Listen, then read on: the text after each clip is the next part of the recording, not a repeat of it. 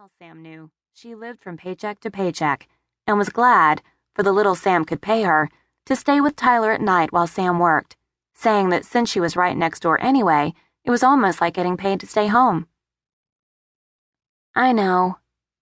Tyler's voice was even smaller. His skin was fair like hers, but unlike her, he had freckles scattered across the bridge of his nose. His eyes beseeched her.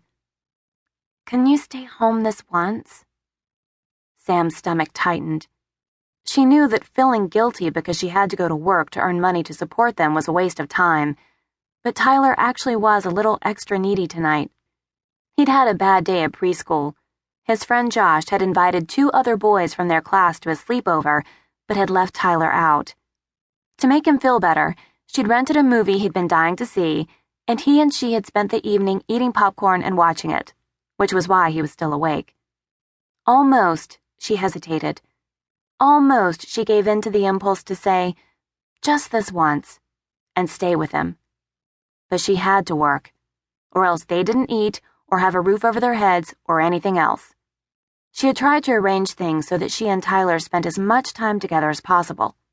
During the mornings, while he was in preschool, she took classes, with the eventual goal of becoming an emergency medical technician. As an EMT, she would make enough to one day maybe be able to buy a small house and pay for things like a bicycle and braces. At night, when he was sleeping, she went out and repossessed cars. She was tired and stressed out a lot, which she tried her best not to let Tyler see, but they were making it. Big Red's waiting out front. He'd be sad if I didn't come out. Big Red was Tyler's name for the big red tow truck she drove. Sliding off the bed, putting the book down on the nightstand, Sam kept her tone light. Did you use the monster spray? Tyler's lower lip quivered. Sam felt another of those mommy guilt heart tugs. Tyler had been having nightmares lately. Nightmares that the pediatrician said were perfectly normal and part of a developmental phase and yada yada. Still, they worried her terribly.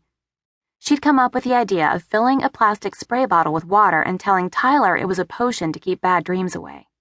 He loved the idea of it, called it monster spray, had her spray it under his bed every night before he went to sleep, and continued to have nightmares anyway. Sam couldn't help thinking that if he had an older, more experienced mother, if he lived in a house in the suburbs and had a dad who was actually a part of his life and all the good things he should have, he wouldn't have nightmares. Tyler, do you want me to sit in here with you while you go to sleep? I can sing to you, Mrs. Menifee said from the doorway. Mrs. Menifee knew the drill. Sam was supposed to be at A+ collateral recovery by 11 p.m.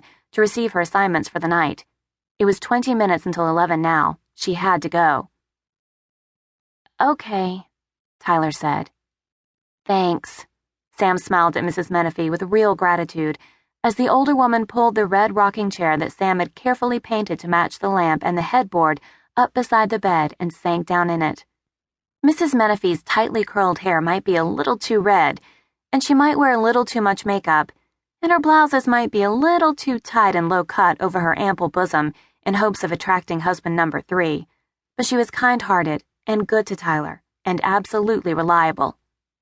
In the years since Sam and Tyler had moved into the duplex next door to her, they'd all 3 developed a firm friendship, in which Sam did things like water her plants and feed her cat when she was away visiting her grown daughter in Chicago, and Mrs. Menifee watched Tyler. See you in the morning. Still keeping it light, Sam headed for the door. We'll be fine, Mrs. Menifee said comfortably.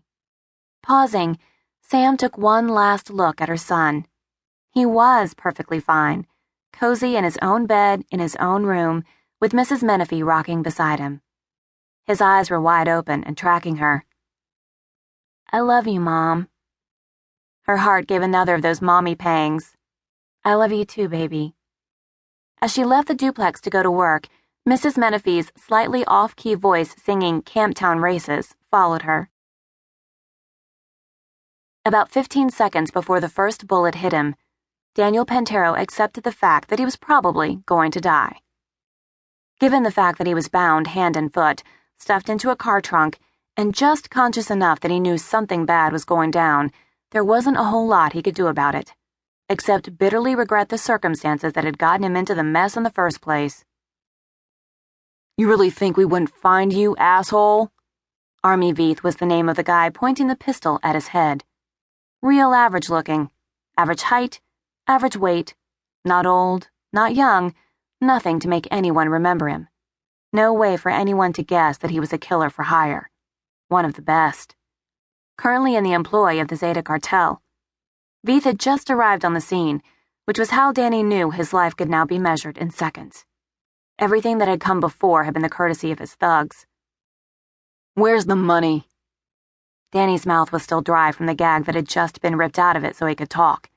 He tried to swallow, but came up with so little saliva that it was hardly worth it. He had no idea what money Veith was talking about.